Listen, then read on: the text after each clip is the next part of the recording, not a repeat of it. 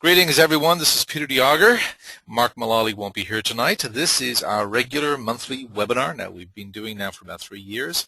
It is a joint production of Diager and Company, that's me, and Interthink Consulting, that's Mark Mullally. He's not here tonight. He's doing something called work, something about making a living.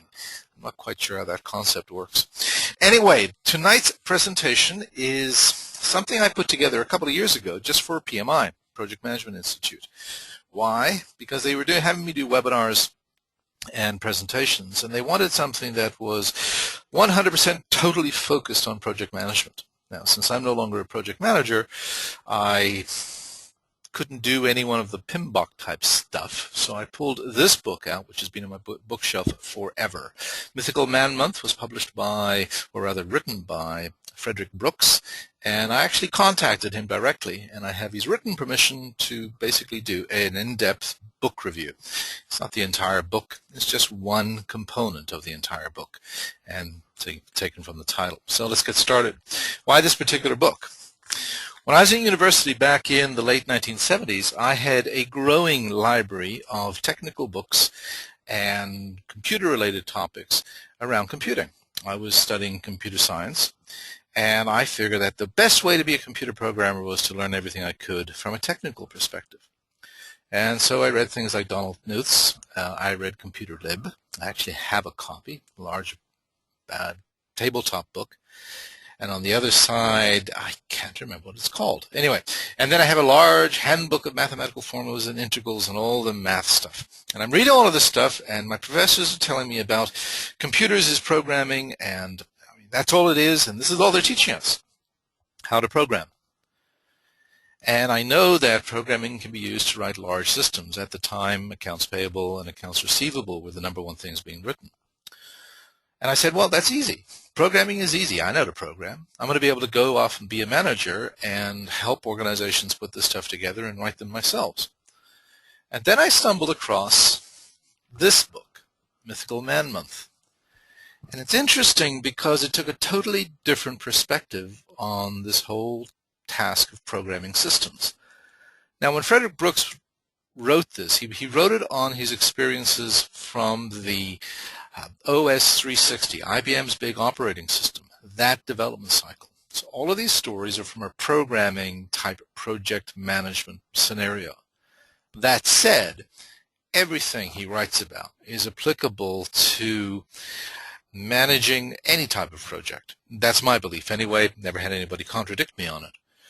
The book is, as you can see, more than, 35 years old, still relevant today, and is like several other books I'll mention towards the end, is going through a continuous series of reprints, anniversary editions. It's one of these books, along with other handful of books, that have made their mark in time and space and continue to be used.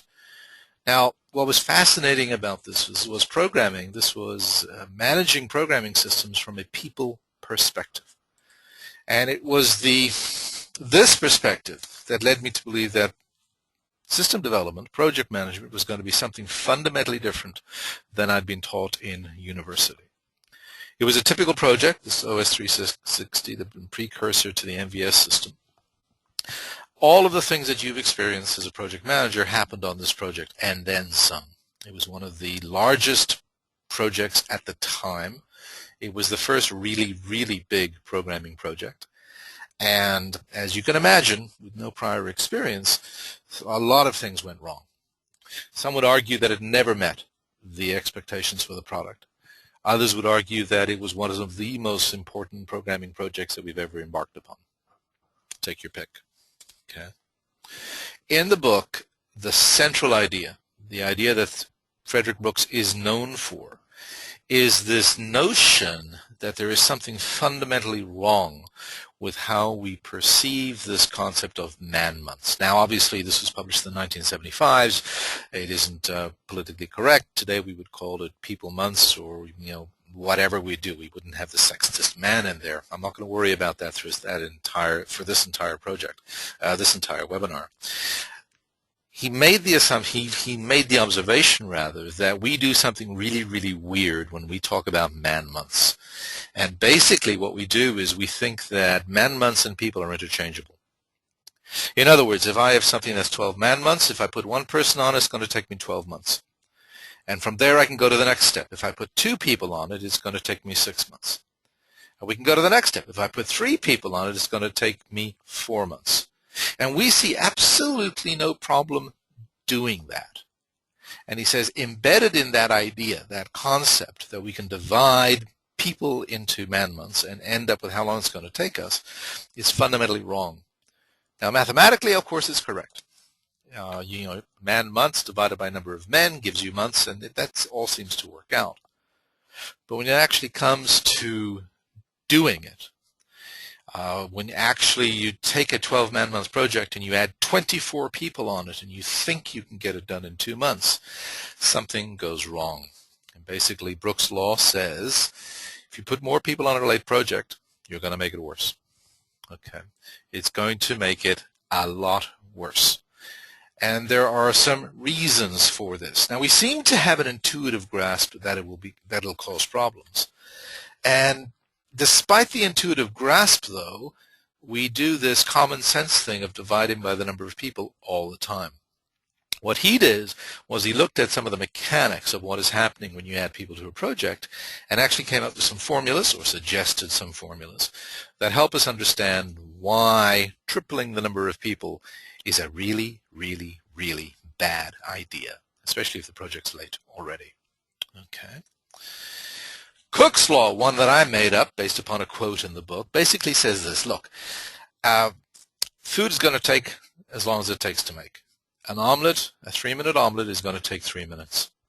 It doesn't matter how many cooks you have in the kitchen, it's going to take 3 minutes. It doesn't matter if you turn up the heat, it's going to take 3 minutes. Or, if you take it off after 2 minutes, it'll be burnt on the outside, raw in the middle.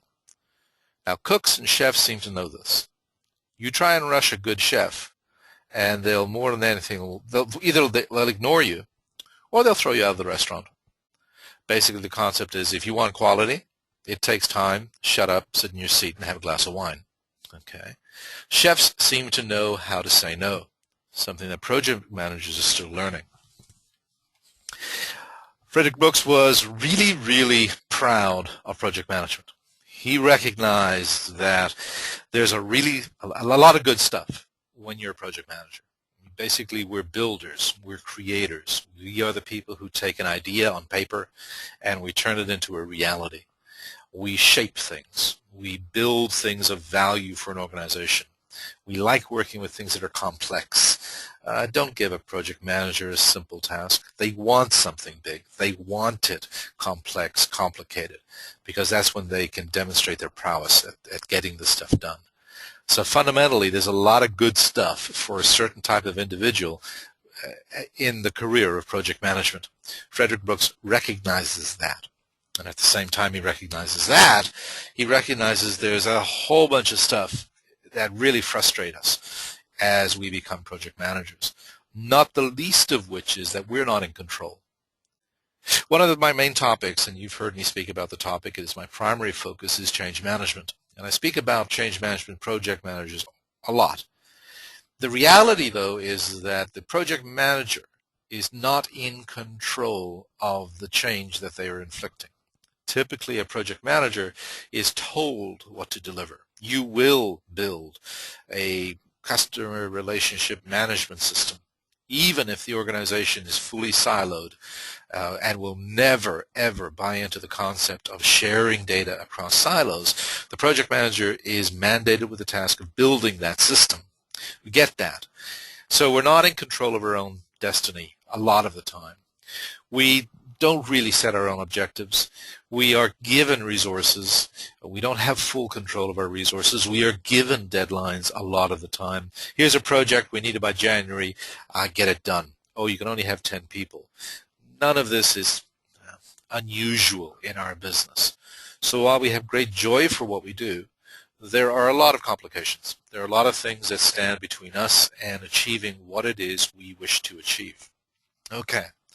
Now, on top of all of this, and this is all good stuff so far, there is an observation that he makes is that more software projects, That can be projects of any type. It's not just software projects. It applies to all projects.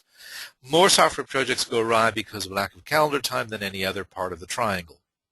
It's resources, time, specifications. Out of those three, we mess up on time more than anything else. In other words, projects are late more often than they don't meet specs or they are over budget. I believe that's still to be true. You could argue about being over on resources is the same as being late. Different topic, I guess, different discussion. And on top of all of this, on top of the joy that we have, the woes that we have, and this observation that we are always late, or late more often than not, there is this strange reality is that we are optimistic. In fact, we are incredibly optimistic. We are optimistic when there's no justification for being optimistic. There's really a coincidence here. In the June 6th issue of Time magazine, there is a great article on optimism. Let me read you one of the opening paragraphs from this. On average, we expect things to turn out better than they wind up being. People hugely underestimate their chances of getting divorced, losing their job, or being diagnosed with cancer. Expect their children to be extraordinarily gifted, envision themselves achieving more than their peers, and overestimate their likely lifespan, sometimes by 20 years or more. That is only missing, and we always underestimate the time it's going to take when we're planning a project. Even when we take that law of underestimating the time into account, we're still wrong. There's another great quote in the article, rather unusual for Time to have a sense of humor. Without a neural mechanism that generates unrealistic optimism, all human beings would be mildly depressed. I found that amusing, and it speaks to the heart of the issue. We have to be optimistic in order to get anything done, to be motivated to move ahead. If all of us project managers actually accepted this notion that no matter what we do, we're most likely going to be late in delivery, I think most of us would go out and shoot ourselves. It's a reality that is too dreadful to contemplate on a regular basis. We have to say we'll get it done on time, because if we don't, it's going to be late. It'll be late anyway, but we shouldn't be saying that right from the start. The reality is that we are always more optimistic than we should be. If I ask a room of 100 people, raise your hand if you think you're an above-average driver, logic says only 50% of the room should raise their hands. The reality, good 70 to 80% of the people will raise their hands. Me, I know I'm better than average. Why? Because I've taken a couple of courses, skid control, accident courses, this, that, the other. See what I'm doing? I fall into the same optimism. Yes, I may have taken a course. That doesn't mean I'm better than average. Maybe because of the course, I take unnecessary risks. So we are optimistic. The optimism comes through in a couple of ways. Okay, we are incredibly bad at estimating how long a project will take. No matter how many times we've done it, no matter what methodologies we use, this is one of our overriding burdens. We're not good at this. And the reason we're not good at it is that every single time we embark on a new project, it is a new project. We haven't done it before. We really don't know how long it's going to take. If I ask you how long will it take to walk from your house to the grocery store, which is 3 miles away, you'll be able to tell me pretty accurately how long it's going to take. Why? Well, because you're walking, not much can get in your way. You know the climate, you know the terrain, and you're going to be able to do it. If I then ask you, say, okay, pick another place 3 miles away in your neighborhood. How long will it take you to walk there? And again, you're going to be very accurate. Why? Well, you know the terrain. You've walked in your neighborhood a lot. You know how to do this. If I plunk you down in the middle of the Amazon and put you on the riverbank and tell you that 3 miles away there is a hut and I want you to get there, you have no clue how long it's going to take you. Walking 3 miles in thick jungle could take you a full day. Depends upon the type of jungle. So when we are doing something, when we are embarking on a new project, we literally don't know the obstacles that we're going to find ahead of us. We have no idea. I live in a place called Brampton, Ontario. It is about 30 minutes if there is no traffic. In other words, if I leave at 2 o'clock in the morning, I'll get downtown to Toronto in about 30 minutes. Okay, and that will be consistent if I'm leaving at 2 o'clock in the morning. But if I leave during the day, I have no idea how long it's going to take me. I've traveled it 1,000 times, but I have no clue. Why? Traffic. I have no idea how many idiots have wrapped themselves around the light post. I have no idea how many people have skidded off the road. I have no idea if construction is going to be there. Each time I travel to Toronto, it's a great adventure. Not quite traveling through the Amazon, but it's getting pretty close.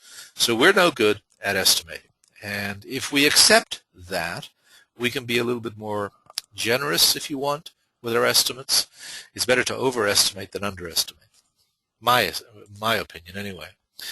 We confuse being busy or looking busy sometimes with actually getting something done. I used to be a middle manager, and one of my joys, one of the ways I managed well, is that I would quite often put my feet up on the desk, lean back, and close my eyes and think. My boss would come by, ask me what I'm doing. I would tell him I'm thinking, one of the most important things I do for a living. And he would say, no, but you have to look busy. We have this thing about looking busy. We confuse looking busy with actually making something happen. Sometimes you just got to think. Everybody who's designed large systems knows that the more time you spend up front thinking about the application, the project, the development, the more problems you're going to avoid. Not solve, but you're going to avoid right from the start. We confuse this working hard with making progress. Not as important as the first one. I've mentioned this already. We don't know how to say no. I'm an outsider to the project management world these days. There's no doubt about that. I don't make my living managing projects. I haven't managed a project per se in the last 20 or 30 years inside a corporate environment. I work individually. I have my own little projects, but I don't do it in a large context. I see a lot of people who do. I work with a lot of people who do. I consult with a lot of people who do. And the outsider's observation is that project managers are terrible at one thing. In addition to not being able to estimate, we're absolutely terrible when it comes to standing our ground and saying this is how long it's going to take. People will come to us with a task. I'll say us as project managers. People come to us with a task. They say you have X amount of resources. And they say, when can you get it done? And we tell them, based upon what you've told me, what I understand about the project, the capabilities of my people, upcoming holidays and all the rest, this is what I think we can deliver. And when we can deliver it. We're going to deliver it on December 1st. That gives me 8 months. And when management turns around, or the client turns around, or the marketing department turns around, or the stockholders turn around and say, no, we need it by the end of August. Quite often, my experience is that we bow down and we say, okay. We don't push back. We don't fight. We don't be like the chef and say, look, it's going to take 3 minutes. It's going to take 8 months. If you want it done sooner, it won't be as good. We don't do that. In my experience, if you have a contrary experience, let me know. But for the most part, generally throughout the industry, we cave in. And because we cave in, we reinforce the notion by the people who cause us to cave in that we're always going to cave in. So all they have to do is push. And they will push and push and push. Oh, and by the way, when we fail to deliver the product to specification, when we fail to finish the project as was expected, they forget entirely that they were the ones who demanded that it be brought in early. All they will remember, all they know, all that's in front of them is that you, the project manager, didn't deliver as you promised. So I suggest we all take some lessons from a local chef. Another problem that I think is prevalent, and I think this is the single point of failure when it comes to project management, and that is when we ask a team, where are you according to plan, the information we get back, we have no choice but to readily accept it. It is incredibly difficult with some of the projects that we work on, that we have in large organizations, to determine in a meeting how far along the planned schedule we really are. If you have someone sitting across from you and you say, yes, we are at checkpoint number 23, we're 100% complete, we're moving to the next checkpoint, how do we know that that's true? Or how do we know that it's true when they say we're 90% close, 90% done of this particular body of work? We don't know. Now, one of the things that acts against us aggravates this ignorance is this. People are very, very reluctant, for very, very good reasons, to admit when things are going wrong. Because we have environments in our organization, cultures of punishment, if you wish, where bad news is never, or rather rarely, readily accepted. It's not embraced. Don't bring me problems, bring me solutions is the mantra. I was doing a session, a large number of people in a management course. We had about 40 or 50 people in the room. And we got onto the topic of employee empowerment and how do you empower your people to make decisions. And we've been at it for about 10 minutes, and finally someone stood up at the back, and he was very, very frustrated. He was very, very aggravated, even a little bit angry. And he says, this is all nonsense. Employee empowerment does not work. It's a myth. You can't get it to happen in your organization. I said, what do you mean? He says, we've had an empowerment campaign project going on now for 5 years in our organization. And to this day, whenever someone wants to go to the washroom, they put up their hand. They ask permission for everything.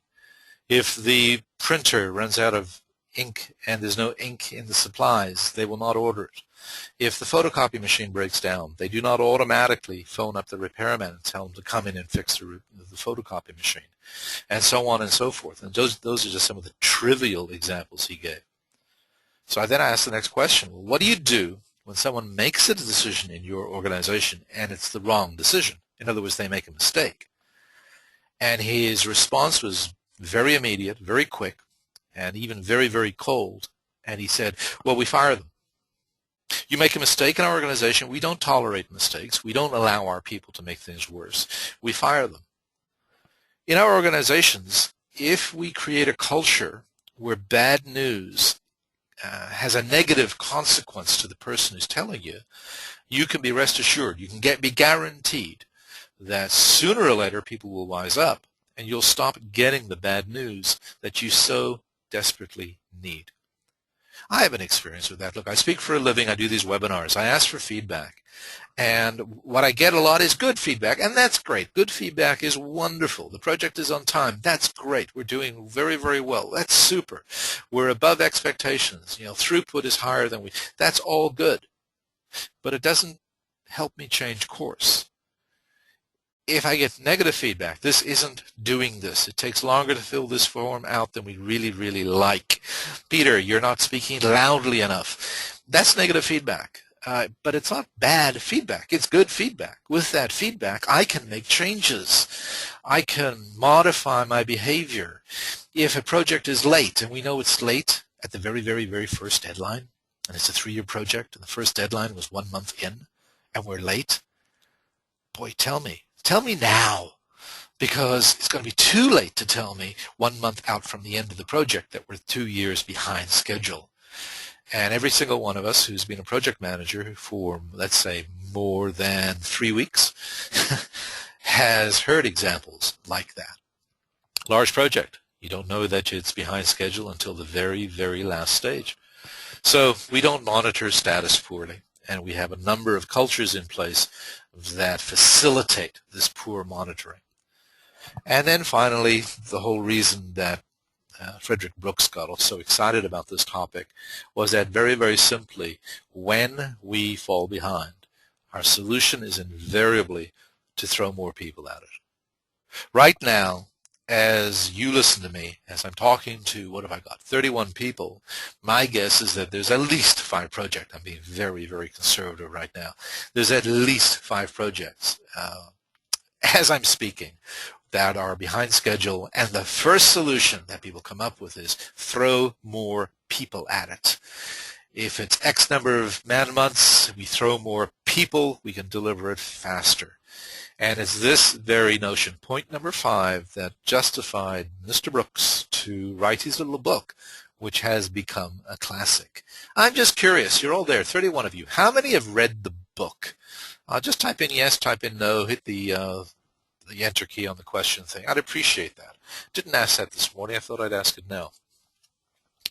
Here's a very, very, wow, all these no's. Here's a very, very simple project management task. Okay. Here's some information you've been given. It takes 3 cats, pussy cats, a total of 3 minutes to snag 3 rats.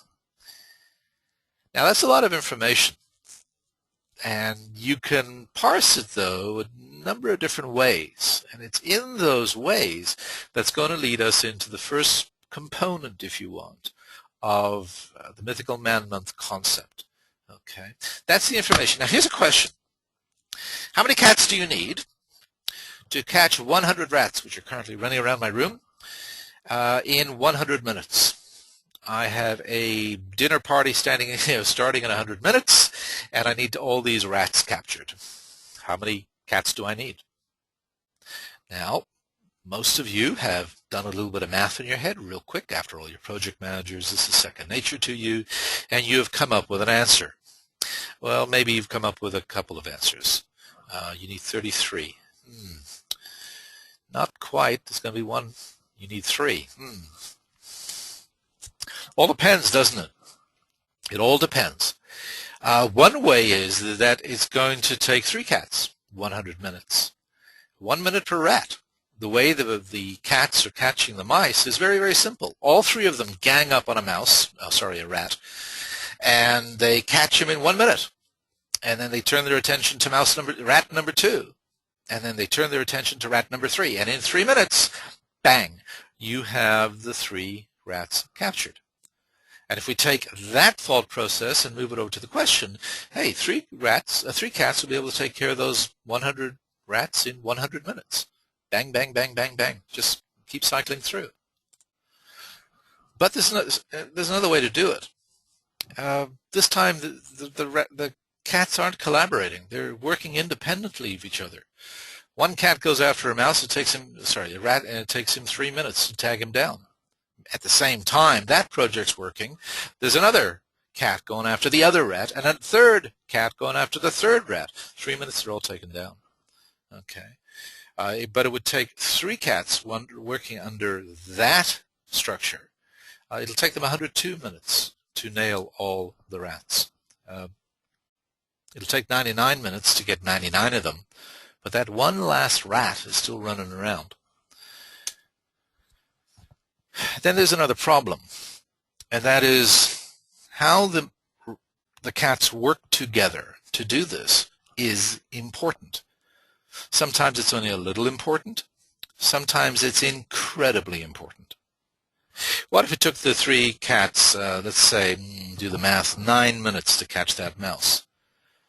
And then someone comes in and takes their cat home for the night, and now we're left with 2 cats. How long does it take to catch the mouse? The rat. I need to change it to cats and mice. It sounds better. How long does it take 2 cats to catch that 1 rat? The thing is, you can't answer that question because this could be the situation. It might be a little Speedy Gonzales rat. And unless you have 3 to corner him, you can't get hold of him because he's always going to be able to sneak around. Now, obviously, this is sort of a little fairy tale scenario. But I can think of lots of situations in real life where you can't reduce the number of people and do it slower. You have to have X number of people to be able to complete the task. And lots of situations where if you increase the number of people, it isn't going to have any impact at all. Yes, in the book, he uses the classic, and everybody's heard of it, example of, look, I don't care how many people you throw on the job, but it's going to take a woman 9 months to finish her project of delivering a child. Doesn't matter how many more. That is a non-partitionable task. It's also not compressible by very, very much. Okay. Some tasks are non-partitionable. I'm a writer. I write articles. And it will take me anywhere from half an hour on a good day to a full day, 8 hours, to write an article of about 1,000 words. On a good day, I'll just zoom through. No big deal. Other days is going to be very, very hard slogging. I can guarantee you something. You put another person in the room to try and help me write this article, it's not going to work. If anything, it'll increase the time. It certainly will not shorten it. So there are certain tasks, even in your organizations, where certain things are going to take a certain amount of time. If you're in the construction business, you know this. It takes X number of days for concrete to set. There's nothing you can do to make it go faster. And that is a non-compressible aspect of your project. Doesn't matter how many people you have working on it, it's going to take that long. And until it's done, there's a dependency. Until it's done, you can't do the next stage. So there are non-traditional tasks. Why is it so important that we mention it? Because we forget it when we talk about X number of man months, and therefore I have Y number of people, and the time it's going to take is when we do this X divided by Y. That's when we make our mistake. We are ignoring some of the reality here. There are readily partitionable tasks. If I have a large baseball field, football field, cricket field, whatever, and I need to have it mowed, and I have one person, and the last time he mowed the full field, it took him 4 days. Well, I can cut that down to 2 days. I can get someone else on the job. He takes one half of the field. The other guy takes the other half of the field. I can put 3 people on it and cut the task down by 2/3. I can, for exact all the way down.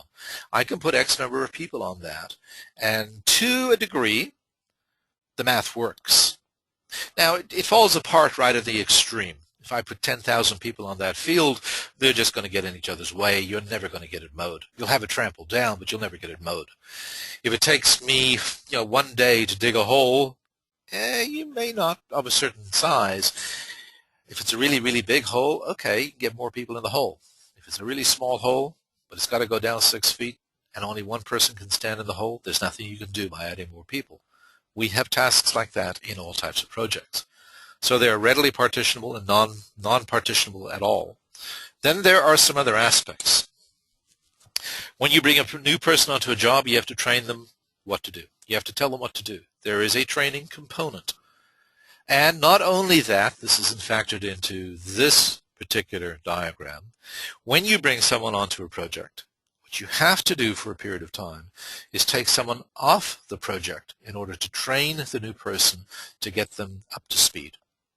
While they are training them, you've actually lost productivity. Frederick Brooks isn't about that. It's not about that particular productivity loss. It's about something else, something we're going to get to right now. There is a communications burden, an interaction burden, when you add X number of people onto an assignment. Now, across the bottom of the graph, I got 1, 2, 3, 4, 5 workers, etc., etc. Please, in the other 2 slides, it was sort of important. It was following the math, no big deal. Here, just ignore the numbers on the bottom. I am not suggesting that 5 is the break point. All I wanted to indicate is that you can add a couple of people and you will get a productivity increase, i.e. it will take a shorter length of time to do something. There is a number, which we don't know half the time, where if you add anybody else on, it'll actually take longer to complete the project. We don't know the exact shape of this graph because we don't know the type of interactions that you have on your particular project. But we know that there is a optimal level. And after that, it's not only the law of diminishing returns as you add people, but it actually gets worse. Okay. Now we're going to get into this funny little equation on the left-hand side. Where, in the name of all that is holy, does that come from? Well, it comes from a rather simple little concept. Every one of you have sat around a dinner table and you've had a toast and you've clinked glasses together. Now, when there's only 2 people at the table, this is a real short process. Clink, done. There's only one interaction. I'm going to clink my glass with yours and we're done. If we have 3, a little bit more complicated. Have you ever been at a table where there's 17 people? Half an hour later, you're still clinking glasses. Because you got to make sure you get everybody, you got to clink glasses with everybody. And that's where that formula comes from. Here's the one glass. Think of it as a solitary worker. There is no interactions at all. Everything's going on in my head. I don't have to debate with anybody. I don't have to communicate. I don't have to tell you what I'm doing. I'm working alone. I'm writing the article on my own. I'm writing the program on my own. Life is good. I'm a loner. I love working by myself. I don't have to have arguments. I don't have to convince anybody. Things are real easy. Okay. The moment I add someone else to the project, another person with a glass, now we have to clink, all of a sudden my number of interactions have, well, they've increased by infinity actually, from 0 to 1 in terms of percentage. But I've added one more interaction. We now have to coordinate our efforts. No big deal. So I added one person. and my number of interactions increased by 1. If I had another person, well, hold on a second, I went from 1 to 3 now. These 3 people interact with each other 3 different ways. The bottom 2, the left 2, the right 2. So far so good, no big deal. We can handle this. It starts getting interesting when we add the 4th person. All of a sudden now we have 6 interactions. Each one of those lines is an interaction. Now remember, it's not just an email going back and forth. This is not just one meeting. This is the coordinating work effort, making sure that we're all on the same page. Communicating in such a way that everybody understands what everybody else understands, and what they understand is what we wanted them to understand, if you can follow that. Communication is tough. We're not very, very good at it.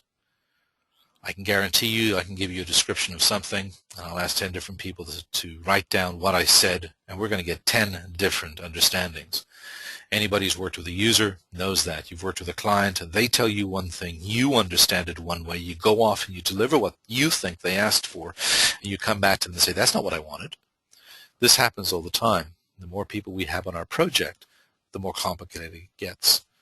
We add on a 5th person, all of a sudden we've gone from 6 to 10, and it gets worse and worse. If you take a team, 5 people, 10 interactions, and you add 5 more people onto that project, you've just increased the number of interactions, not twice, but by slightly more than a factor of 4. If you went from 10 to 20, that has increased even beyond that. I didn't do the math. You can sit down and do the math yourself. N indicates the number of people. N minus 1, exactly what it says, divide it all by 2. You can actually sit through and do it. Okay. Now, when we decide to throw more people on a project, we are faced with a reality. One of the first things we have to do is, okay, we got 5 more people on the project. Where are they going to work? What are they going to do? So we have to break our project up into the different tasks, if they are partitionable, the different slices now of the project, and say these 5 people are going to work here. Now, sometimes that means taking the people who were working on segment A, moving them onto segment B, taking the 5 new people, put them onto segment A, spend some time training them so that they understand what they're doing in this new piece, new to them. The people we move from A to B have to be trained on what they're supposed to be doing in B, and so on and so forth. That's the training cost. When we have the extra people on, we have to make sure now the lines of communication between everybody are working smoothly. So it takes time to slice it up. It then takes time to learn the different pieces that I've just said, and then it takes time to communicate back and forth what is going on. Now, if you're a project manager, you got 10 people working on a project, it's late, you determine that you need 20 people, you throw another people on, you have to take this into account. When we are deciding to go from 10 to 20, I would suggest that we don't take it into account. What we do is 10 into the number of man months, 20 into the number of man months. That's the math we're doing in our heads. And we're not adding on the burden of bringing extra people on. We're not factoring that into our thought process when we're extending the project in any way, shape, or form. And this is where we start making our big mistake. Project is late, throw more people on it. Here's a scenario that every one of you have seen. You're all a part of it. You've all done this stuff. It's a regenerative scheduling disaster. We have a 12-man month project. We're going to be writing something. We're going to be building something. We've determined it's going to take 12-man months. Great. We determined that we have 3 people that we can put on this project. And we do the math.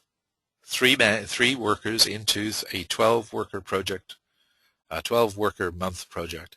We do the math and we end up, hey, 4 months. This is going to take us 4 months. So what we then do is put together a schedule. Let's say it works out smoothly. We basically have 4 breakpoints, 4 deadlines, 4 markers in time. The end of month 1, the end of month 2, the end of month 3, the end of month 4, when we're done. Okay. Simple project. You've all worked on stuff like this. Then what happens, lo and behold, it took us 2 months to get to our first breakpoint. It should have taken us 1. It took us 2. It took us twice as long. Why? Who knows? Every one of you is thinking of a project where that exact same thing has happened. So now we have a problem. We're halfway towards our deadline. We have 2 months left to deliver a 4-month project. The first month took twice as long as we expected. The first deadline took twice as long as we expected. What do? We have a couple of options. These are all things that you've done. We sort of assume that, the first way is sort of assume that our project was properly estimated. In other words, we had 12 months worth of work. We've completed the first quarter of that. Yeah, it took us longer, but we've completed the first quarter of that, whatever that means. So we have 9 months of effort remaining. 3 from 12, 9 months. We have 2 months left. 2 into 9 gives us 4.5 people. We have 2 already. Throw another 3 onto the Barbie. Put 3 more people on the project. Bring it up to 5. Oh, sorry, another 2. What am I saying? Another 2 people onto the project. 2 onto the 3. Bring it up to 5. 5 into 9. Hey, we can get this done. Okay, that's one way. We've not quite doubled it. Another response is to go, oh my God, our project was estimated was totally off. We didn't have 12 months. We actually had 24 months worth of work. We didn't realize it, but we did. We are now through 1/4 of that. We have half the amount left. We have 18 months of effort left. We have 2 months left in time. So we need a total of 9 people, 2 into 18. So we had 6 more people to our original team of 3. We've gone from 3 people to 9 people. If you believe that that's all that's required, tripling the number of people, and now you'll be able to deliver it, you're making the mistake that not only novices make, but senior managers, mature managers throughout the eons of time have made time and time again. That's a problem. Going from 3 to 9, that's a communications problem. That's an interaction problem.